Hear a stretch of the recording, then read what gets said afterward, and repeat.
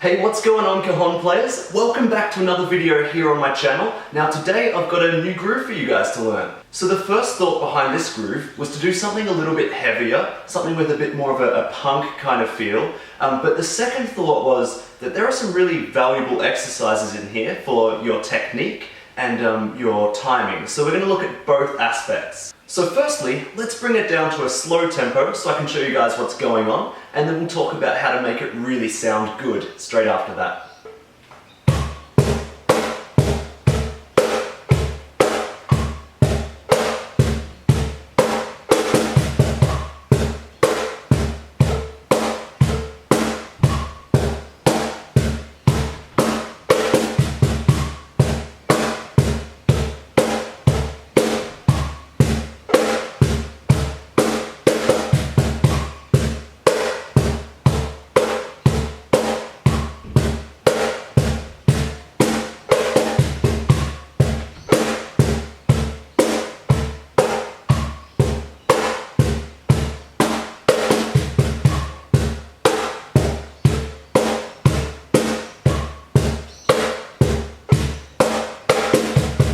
Okay, so now we've started working on our groove for today. Now that feels like quite a good workout or exercise to me for a few different reasons. Firstly, we're playing this slow enough right now that there's enough space between each beat and that click of the metronome that we can hear ourselves when we miss the beat. So this is great practice for our timing. The second great thing happening here is for our technique.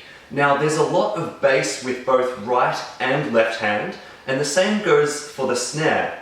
Now, you know, there are a lot of grooves out there where you can get away without using too much of the left hand on the bass or something similar. That's a problem that I personally have.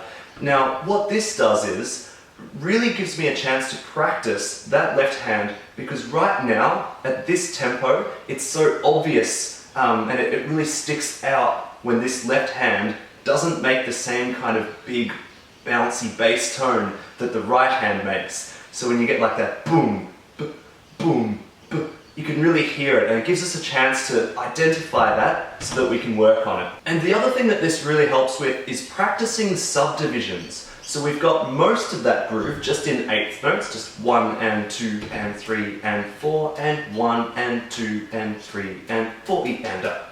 So we've got that change up there. Now, the best thing about having a metronome on at the same time is we can help make that transition from 8th to 16th back to 8th a nice smooth process without any kind of jitters coming in or out. And those are some things that you can think about when you're practicing anything, not just this groove. Whenever you're practicing something new, think about how does this affect my ability to land on the beat? How am I looking at my technique? Is it obvious when one hand isn't quite getting it? And finally, how does this help me with subdivisions or any other factor? So it's just good to think about those things when we're practicing this, because you can apply it to just about anything. So there are some benefits of bringing the tempo right down and practicing with the metronome, but for now, let's start to speed things up so I can show you kind of how this groove can sound when we get it up to a higher tempo.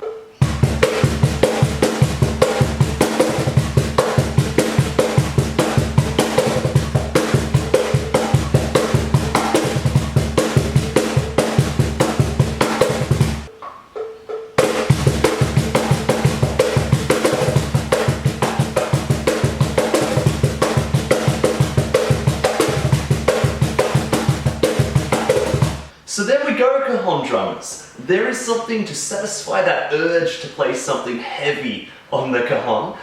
Or if not, there's a few valuable exercises in there when you really bring down that tempo and focus on the important things. So that's where I'll leave it for today. I'll see you guys probably in a week for another Cajon lesson. Until then, enjoy your practice time. Feel free to leave me any comments that you like about anything to do with Cajon or otherwise. Subscribe if you'd like to see the new videos on the channel as I come out.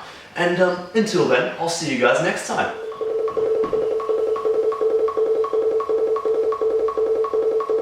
It won't turn off.